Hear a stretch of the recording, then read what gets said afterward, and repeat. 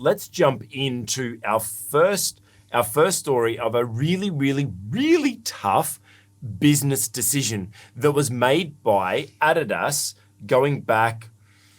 It's probably about 6 months ago. Is it? This is actually a recent interview with PBD Patrick McDavid on the PBD podcast with Tim Poole from Timcast IRL podcast. Now, they were talking about Kanye West and that the CEO of Adidas has recently commended. Here's a statement, right? Commenting on the scandal, which has cost Adidas tens of millions in lost sales, Goulden told the In Good Company podcast that Kanye West, for those who aren't up with the times, had made some statements that weren't that good. I don't think he meant what he said, and I don't think he's a bad person. I just think he came across that way, the CEO said in the podcast that aired September 13th. Goulden also praised Ye as one of the most creative people in the world, both in music and what I will call street culture. So it's interesting that, like, going back a couple of months ago, Adidas dropped, not a few months ago, it was probably about 6 months ago now, Adidas dropped their Yeezy collaboration with Kanye West because he made some, and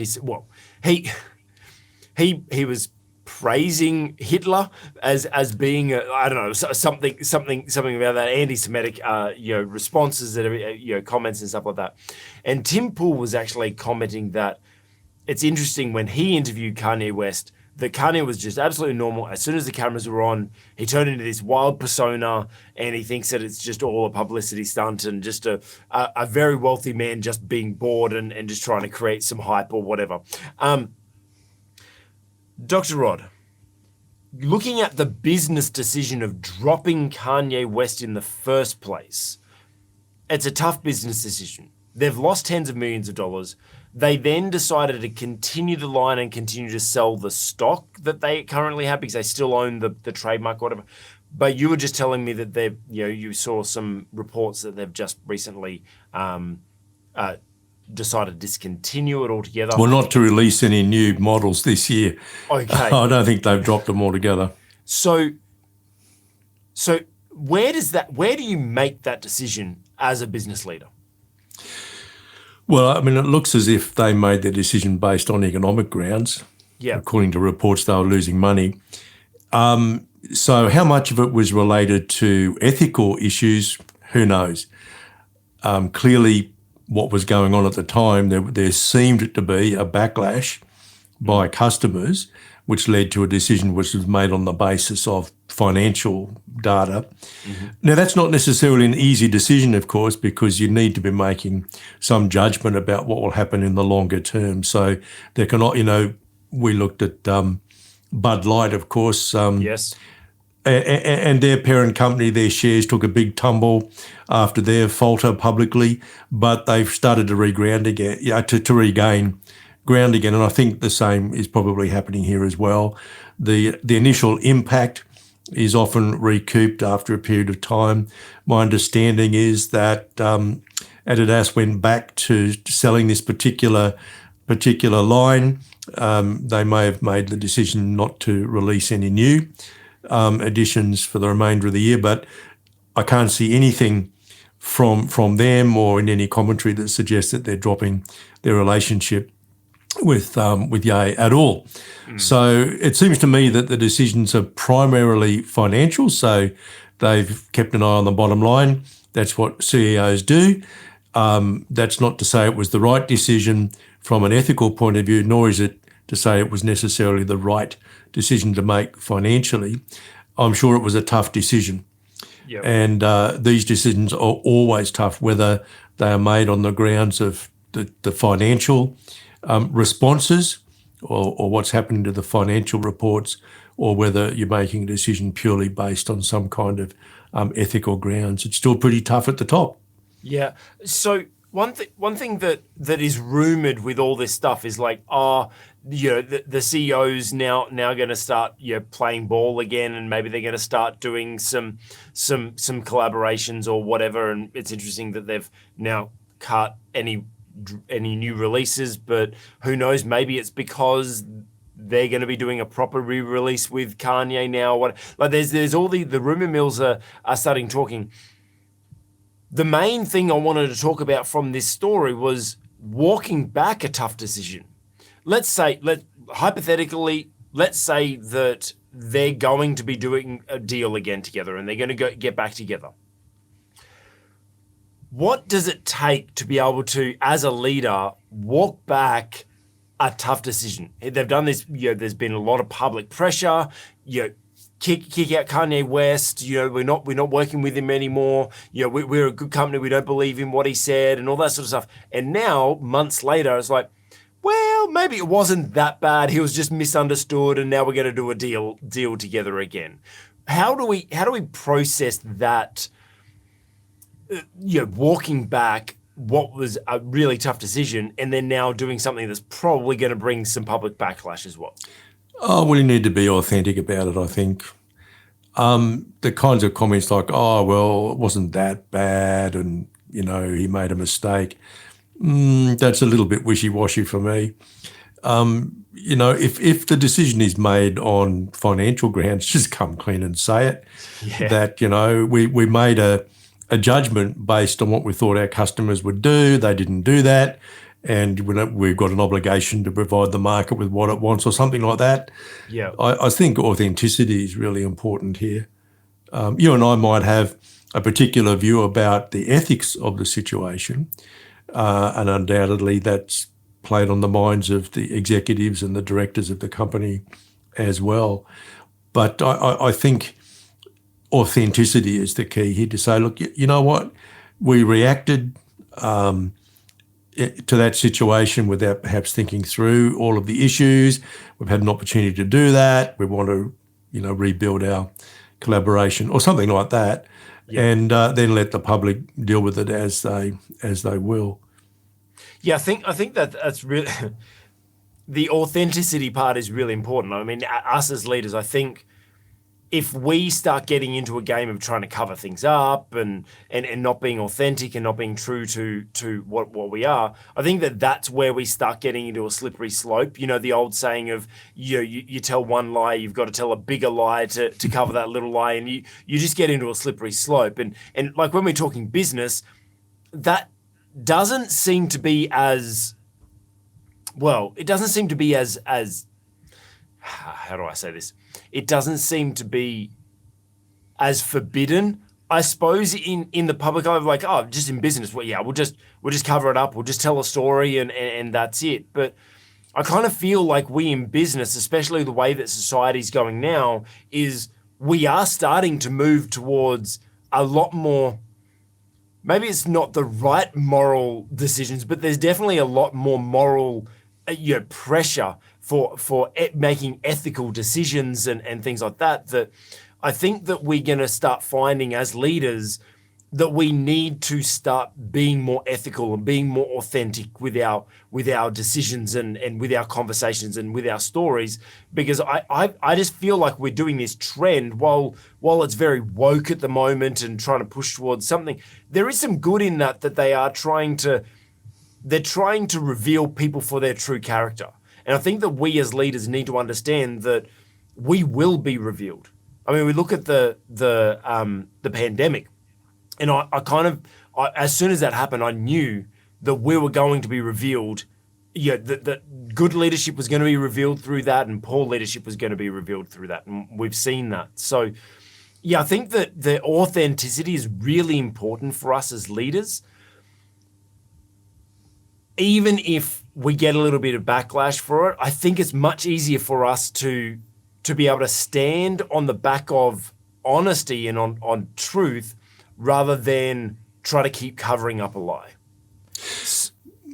Yeah, look, it's very tough. People in Australia have lost their jobs because they've taken a particular ethical stance, not necessarily in terms of decisions in relation to their business, but their private position, which is leaked out, and then the woke crowd have got stuck into them. I know of directors who have lost their positions, partners in large firms who have lost their positions because they've taken a conservative private view of a particular issue. So, we just need to be aware as leaders that we are likely to pay a price if the ethical position we take is not one which is agreed with by the vociferous, often minority, who take a very strong position. Big words, Dr. Rod.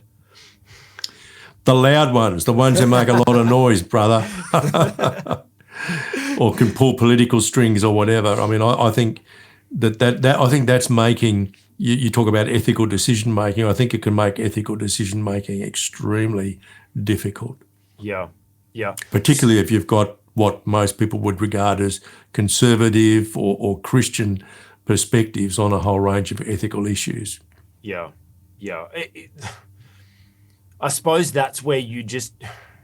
It's a tough line, and going back to just kind of echoing what we spoke about at the start is. You got to hear from God about it. Like, is this what's the right direction you're going to take on this? Because if you are going to, go down the right road, what is ethically and morally right, there are still consequences to that, and you might still lose your job or lose business or whatever. But I think that we in business, we as leaders need to just kind of understand that there will be consequences either way, and we need to be prepared for that. And actually, and you got to pick your fight as well. Like, this is why you need wisdom from the Lord. Why you need to consult with other wise, mature Christians around you as well, and obviously clearly know what the Word of God says. I don't believe that any of us is necessarily called to fight every battle, but we are called strategically in God's wider purpose. And so sometimes we may actually be required by God to stand up and to take a minority perspective, knowing full well that it could cost us our jobs. And on this line of authenticity, I think that this kind of like blends these two thoughts together. I thought I was going to take a different track with this next question, but it actually aligns with it.